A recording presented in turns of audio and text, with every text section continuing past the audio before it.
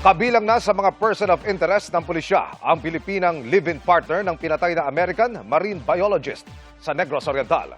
Pati kapatid ng Pinay, kasama na rin sa iniimbestigahan. Nakatutok si June Veneracion. Walang nakitang indikasyon ang mga pulis na sapilitang pinasok ang bahay ng pinatay na American marine biologist na si Kent Carpenter sa Sibulan, Negros Oriental. Isa ito sa pinagtataka ng Special Investigation Task Group Carpenter dahil taliwas sa naunang pahayag ng live-in partner ni Carpenter na persahan umano silang pinasok ng mga sospek.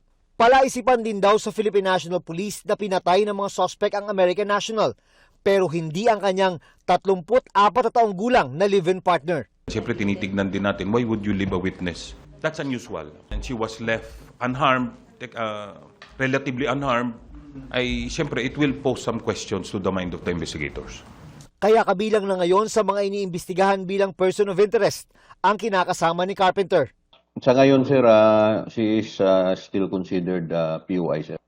Baka kilala siya ng mga suspects, tapos baka hindi lang po niya kilala yung mga suspects. Parang ganun po, we are considering those angles po. Yun po ma'am, ang kwan niya, ang kiniklaim niya, but we already subjected her to for vaginal swab na it yielded negative po.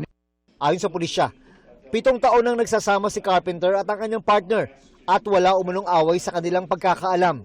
Pati kapatid ng Pinay ay itinuturing na rin ng PNP na person of interest.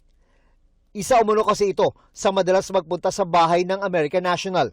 They could possibly be upgraded into a suspect or depending on the result of the investigation, kung may naibigay silang nakatulong ay silang magiging witness po natin. Pero ang sabi ng partner ng biktima, 3 tinatayang nasa 20s ang edad ang basta bumaril sa biktima na hindi umano ng laban.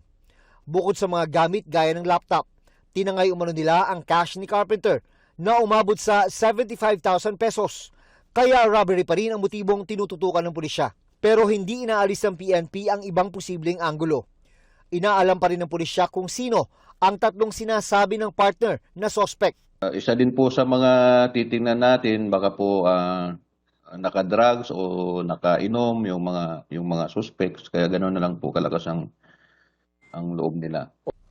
Sabi ng PNP, nagtuturo sa isang universidad sa Dumaguete si Carpenter. Bilang isang marine biologist, tinukoy niya ang Verde Island Passage sa pagitan ng Southern Luzon at Mindoro bilang Center of the Center of Marine Biodiversity at nagsulong na protektahan ito. Kabilang din si Carpenter sa tumistigo para sa arbitration case ng Pilipinas laban sa China. We are looking at all angles. Smart na yung mga criminals natin ngayon. Di ba, diniscuss din natin na it could be a diversionary tactic yung pagkuha ng mga items to make it appear like it's a robbery. So tinitignan po natin lahat ito. June Veneracion, Nakatutok, 24 Oras.